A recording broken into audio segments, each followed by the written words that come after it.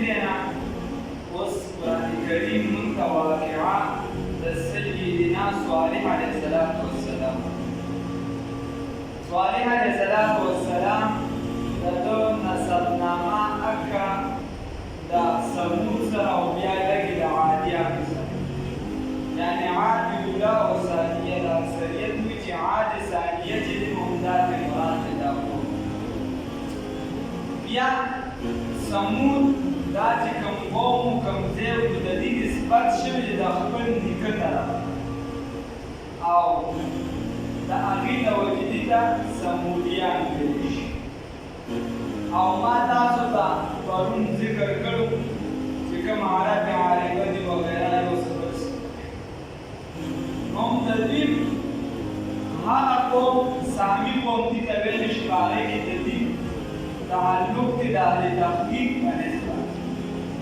او هر چې د تحقیق نه بعد خبرې دي د یوروپي کسان د تحقیق په نوم باندې د قانون باندې ځای کې چې بیړه ورکړه نو هغې په دې کې څلور وجې ویلي مختلفو چرته د امریکا سره یو ځای کړي دي او چرته د یهودیانو سره حالانکې دې چې کوم دي هلاکېدو نو هغه د ابراهیم علیه السلام نه وړاندې ده هغه څلور وجې ویلي دي هغه ټولې په علمي لحاظ سره باندې بیا الله رب العزت په دې قوم کې صالح علیه السلام راغلی حضرت صالح علیه السلام دا د دې د قوم خپل کس دیوا او دې قوم په کومه بت پرستی څنګه چې هغه خلکو بت پرستی کوله تکه چې دې بت پرستی کوله او الله دې کې برام شي خپل پیغمبر صالح علیه السلام ورته وی واذكر إذ جعلكم خلفاء من بعد عاد ورد عادیان نفس په تاسو له لازمو قدر کړه د دې مالکان یو ګرځولې نو بس دا د هغې د نسب او دې سره بیا کومه علاقه وه او په کومه علاقه باندې دې سکونت کړی دی نو دا د حجر علاقه وه یا د حجر او چې په حجر سمود سره یادېږي او دا د خلیج عقبه د هغې مخې ته راځي کوم کس چې د شام نه د حجاز طرف ته سفر کوي نو دا یې په لاره باندې او زما خیال دی بیا خو پته نه لري چې 76 نفر زیاتې 76 نفر زیاتې چې عرب ولا بیا وي ولا باقاعده د سیرو سیاحت ته ورته اجازت ورکړم او مدین آیا د یو ځای بل ځای ولا یا دا بیا نو څه ګاډي راځي او دا و اجازت نامه د حکومت پکې شرط اوس نه کاټه اوس د دې مذهب ما تاسو ته وی چې پرستی او دې د صالح علیه السلام دې زیات نصیحتونه اوس صالح علیه السلام عمر څومره پیغمبري ورته په څومره وخت کې ملو شي نو ما ته داسې مضبوط څه ملو شي البته د شیعاګانو یو کتاب مې ورته په نېټ باندې دی حواله خدای علي دې ټیک کړل کار وکړي هغه وی چې د شپاړسو کالو په عمر کې ورته پیغمبري ملو شي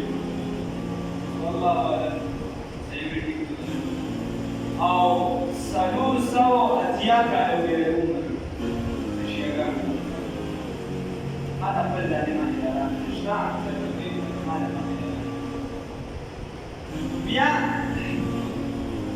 دې کله د قوم د بار د دعوت ورکو تبلیغ ورکو د قوم د مشران داسې کار وکړو چې دله په ده باندې څه کسان ایمان کړو چې کوم کسان ایمان لرل هغه غریبانان هغې ته ویل چې تاسو د صالح علیه السلام دا یقین دي چې دې پیغمبر دی هغې ورته یا زموږ یقین دی چې پیغمبر ورته وایي چې دا تاسو چې بچا ایمان لرل کوي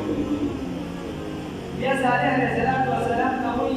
چې خدای پاک زموږ په دې کار نه وي راغلی، زموږ په دې بتپرستۍ نه وي راغلی، وایي ته ځان ته وګوره او د خپل تا باندې چې چا ایمان راوړی دي ته وګوره. وایي دا څومره غریبانان دي، کمزور خلک دي په موږ باندې، یو څو افراد دي باندې کتابونه لیکي 120 بیا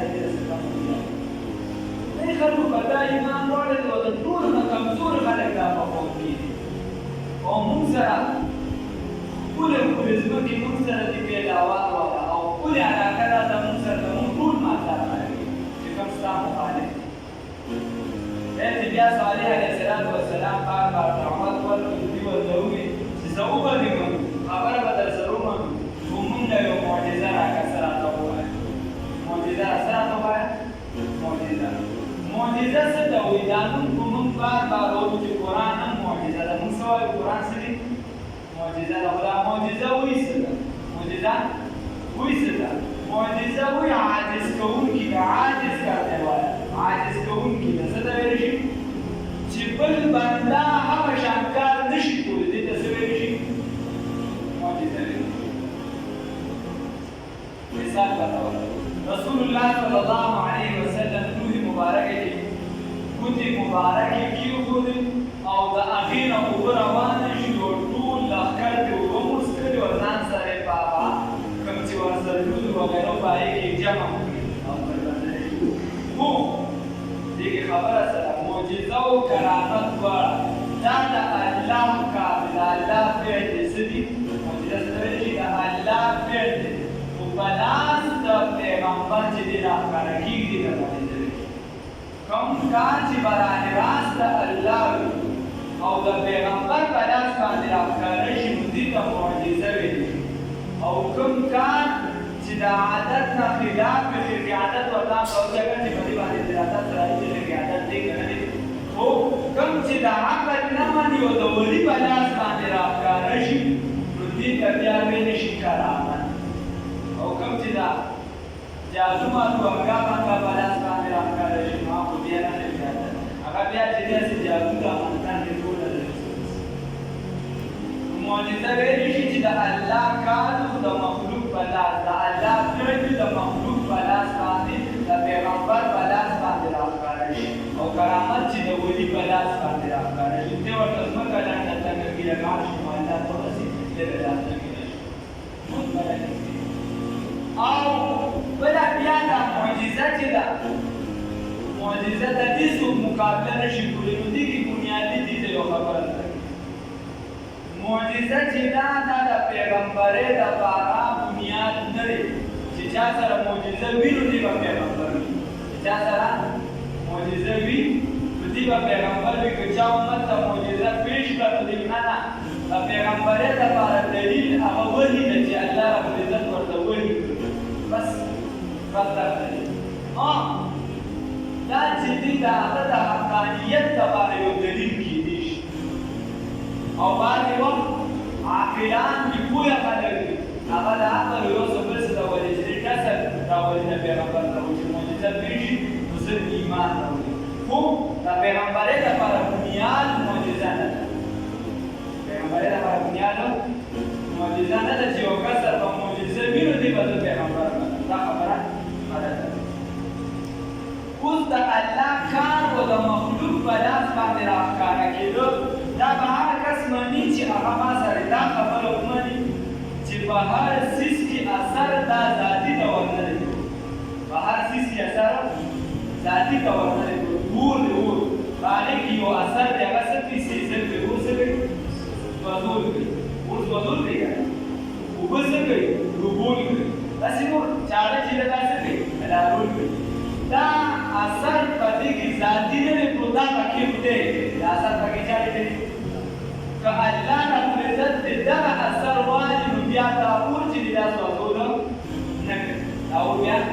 سوځول نه کوي. دغه شان دا معجزه چې ده دا د الله فعل دی، د الله کار دی. که الله وغواړي نو د مخلوق په لاس به راښکاره شي. ورنه ډېرو بار قوم غوښتي چې پیغمبر دې موږ ته معجزه وښایه، خو چې الله نه دي غوښتي نو پیغمبر معجزه نه ده واقع. نو دا خبره په ذهن کې کښېنئ چې په هر څیز کې اثر دا ذاتي نشته، اثر پکې چا جوړوي؟ الله پاک دوايي ته دوايي دې خوري خو دا میډیکل پولیس خبره وي چې په دې کې ذاتي اثر وي نو زمان د خو بیماری د امریکای نه راغلو دوايان جوړه دي زما د خو بیماری نشي زما د خو بیماری نشي دا اثر پکې څوک چې دا الله تعالی اسباب دي اختیار دا الله پکې اثر والا شفا ورکړي نو یو ذاتي اثر په هر څه کې دا الله چې الله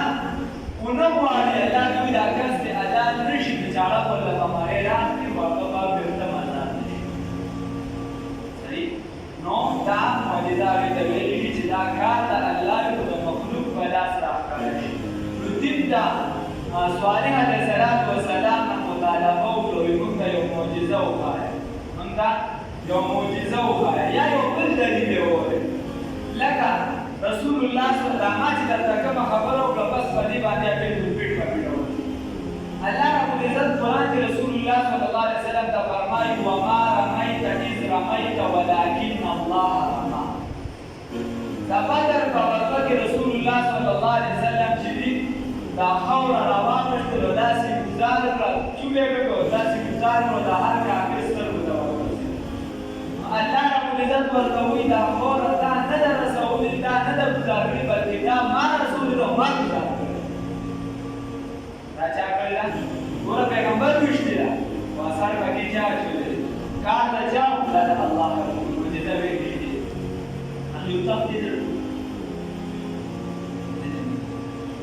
نو چې دې کله د صالح علیه السلام نه معجزه وکړه نو بیا معجزه او نقل الله تعالی د قرآن ذکر دې بیا د دین اقوا آثار دې موږ سره وبال دایي اقوال او صح حدیث مشترک مستند هغه کې بیا د خبره د چې دې هغه بیا مختلف خبرې یو خبره دې دا وکړه چې موږ له تاسو سره پیدا کړ چې هغه د کاني نه نو دې د بلاکی کاني ورته او په هغه کسان باندې لنګ شي بچی ورو په هغه کسان باندې لنګ وي او په هغه کسان بچی ورو چې وي هغه کسان یو او هغه موږ نو په خپل سره باندې صالح علیه السلام ورته وی چې زه د الله خدای نه وغواړم او چې دا معجزه ونه منل چې پیغمبر ته معلومه چې کله معجزې د څوک انکار وکړي بیا به باندې عذاب راځي دینا نو بیا ایمان نو بیا موږ دا وکړو هغه د الله د سوال او الله ورته وکړه راځو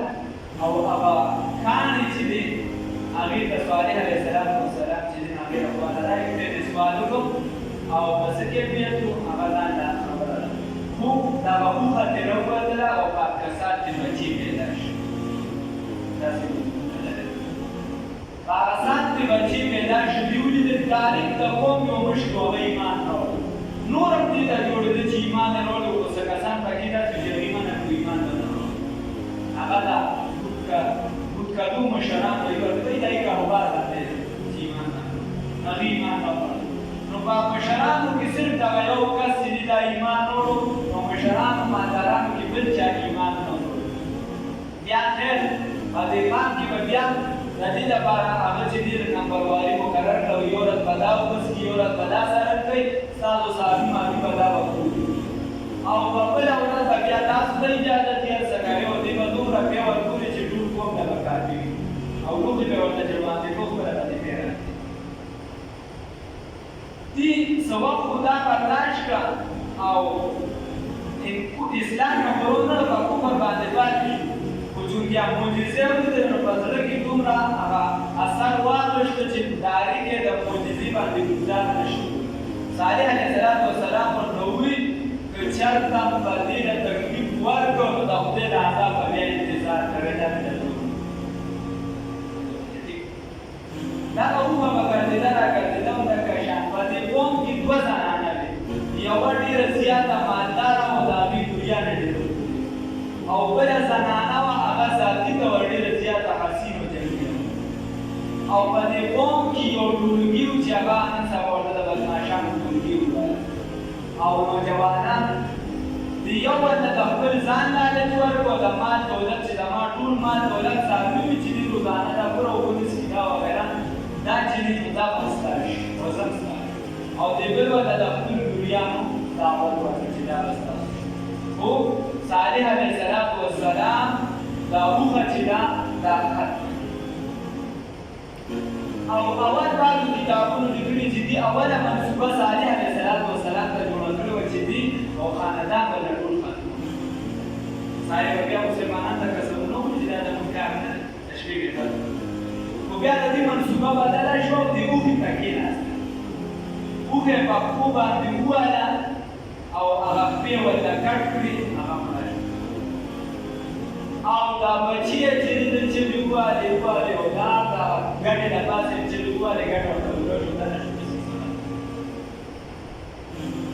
او دغه صالح علیه السلام د اوس د شپې منصوبه جوړه کړه چې د شپې به په هغه باندې به یو ځای تلو خو هغه او خاندان به ټول ختم بیا الله رب العزت صالح علیه السلام ته پته ولګېدله صالح علیه السلام ورته وویل چې ما خو درته ویلي چې دې ته به تاسو تکلیف نه رسوي چې تاسو تکلیف ورکړو نو اوس 3 ورځې په کورونو کې انتظار وکړئ 3 ورځې پس به تاسو عذاب روان 3 ورځې پس بیا په قرآن کې یو ځای ذکر دی چې د چغې سر کې عذاب راغله دلته زلزلې ذکر دی نو جبرائیل علیه السلام پرې سخته چغه ووهله او هغه چغې سره سخته زلزله راغله او هغه زلزلې سره چې دي هلاک شو تباه شو او بل مخې پرېوته یا د قیدي په شکل باندې پرېوته داسې بس واپس بل مخې راغله او دغه قوم چې دی دا بیا تباه شو بیا د دې نه پس صالح علیه السلام یا فلسطین یا نور علاقې کې دي چې کومې ډلې ته راغلې یا هلته رحمت وغیره ته ورتلي یا اوسېدل خو د قوم نافرماني وکړله د معجزې نه انکار وکړو د پیغمبر یې ونه منله نو نتیجې دا ملو شوه چې الله پرې عذاب راوست او الله سختوي نه سزا ورکړه ټول اقوامو لپاره عبرت وګرځوي موږ او تاسو چې د پیغمبر تعلیمات تعقیب وکړو چې دې ته شا کړله بیا به دا زموږ لپاره نقصان الله دې دغه نقصان